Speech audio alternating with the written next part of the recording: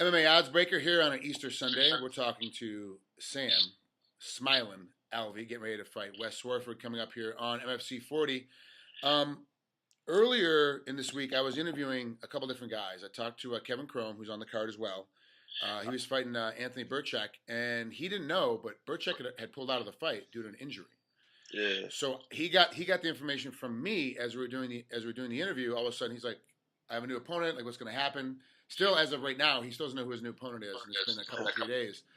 Has that ever happened to you, where the news gets broken about an opponent change or opponent pulling out? You're finding out from the internet or from a media source? Years ago, I've had one fight where the opponent didn't happen until like the weigh-ins. Yeah. And it was there's always that shock factor, but I'm always willing to fight anyone anywhere, so it didn't affect me all that much. But it was just you get that your heart starts pumping a little faster. Well, it makes me wonder, at what point, obviously for you back then, not knowing your opponent until weigh-in time, it still wasn't too late. But now, further on in your career, especially 21-5, and every match now starts to count towards getting those bigger and bigger paydays. At what point during a training camp do you go, look, it's a week out, I have an opponent change, we have to scratch the bout?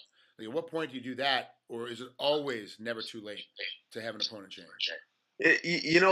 For me, it's never too late. Of course, I wouldn't prefer having an opponent change like that, but I'm always willing to fight anyone. When I fought Jay Silva, I was supposed to fight Chase Dagenhart until I think it was two or maybe 3 weeks before Chase got injured. So it was a last minute change that I accepted, and it is, you do get nervous doing it, but it's just part of the game.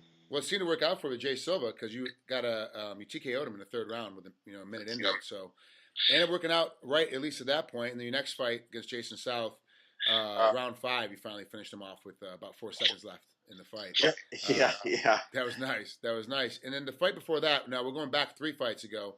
You lost to Elvis Mupatzik, and that was one of the ones I want to talk about. You lost your unanimous decision, and it's always tough. You get caught, you get TKO'd. I got caught.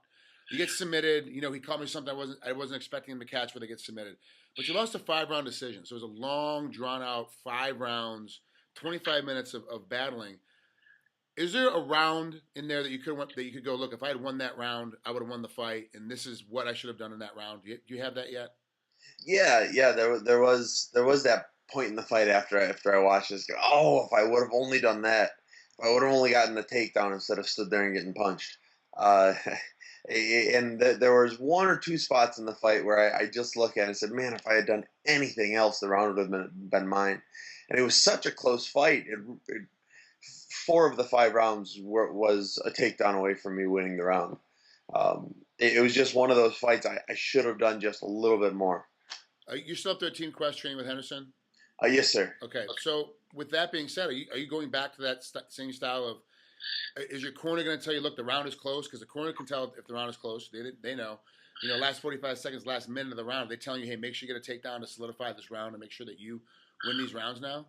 Since that fight, I've spent a lot of time with just my coaches, my wife, my corner, just working on, I'll change directions at a moment's notice. And I've done it before. It was just that particular fight, I got so caught up, and I had to be the better striker. I had to hit him harder than he hit me. And she was telling me to do something, but I refused to, I guess. Elvis does that a lot to a lot of his opponents. They come out there trying to battle him in a stand-up game, and that's not, it's not the smartest now in hindsight. That's not the smartest game plan for a guy like Elvis. So you got to use what your best attribute is, and for you, it's wrestling. So you got to get a rematch. My suggestion to you is like, yeah, you're gonna strike with him, you're gonna hit him, but you got to take him down. You got to take him down 3, 4, 5 times every single round. And he'll start getting exhausted. He's not going to be able to maintain that same kind of punching power, and then you can put him away later. In my opinion, that was the game plan when Jesse Taylor fought him. And Jesse was like, the guy's good at striking. He's got heavy kicks, heavy hands. Why would I bother standing with him? And so Jesse just kept taking him down and just wrote him out for the 15 minutes. I think you have a better finishing style than Jesse does. So if you did the exact same game plan, I think you'll end up finishing him, because what will happen is he'll start getting tired. His hands will start dropping. He'll start leaving his head out there as he throws his punches. His leg kicks are coming with half the speed and half the intensity. be able to check one kick and come right back and crack him and put him down. But it's going to be later. It's going to be 4th or 5th round. It's not going to happen early because Elvis is always in great shape, and he's a guy that you have to really grind out to get him to beat down. So. Yeah, no, I agree, and I think that's if ever I get the shot to beat him again, I'm gonna take advantage of it. Well, let's stop quit talking about an old loss. Let's talk about your next victory. Talk about Wes Swofford. Coming up May 9th, the Shaw Convention Center for Maximum Fighting Championships 40 up there in Edmonton, Alberta, Canada. At least in May, it'll be warm. Sometimes you go up to Alberta, it is freezing cold, and it makes no sense, especially coming from Central California, where it's comfortable and it's nice year-round. Even though they say, hey, you're inside, it's a different kind of being inside. It's still cold even inside in the warm-up rooms and all that. In the wintertime, fighting up there for MFC, do you have some problems getting warmed up and getting ready, or is it always just you're in that mode and it's fine? Hey, I train in Southern California now, but I'm a Wisconsin boy. I spent my whole life training up there. And it gets pretty, it may not be Edmonton cold, but it gets cold up in Wisconsin too. So I've had some experience, warming up and shoot, even fighting outside when it's too cold.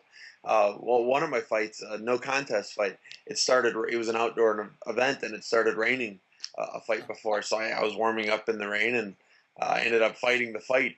It was just downpouring. So I've had some experiences with extreme weather while fighting. And then on the opposite side, my very first amateur fight was an outdoor event. And, no lying, you could have cooked an egg on the mat, on the ring floor. And it was just, feet were blistered. My back was blistered at the end just from touching the mat. So it just, you just kind of deal with it. But I am happy that the fight's happening in May. And it'll be a little nicer this time. Yeah, not February. So let's talk about Wes. What do you see? I interviewed him already. He had a couple things to say about you. I'll save those for a second. But what do you see in him as an opponent? Like, how do you see him approaching this fight?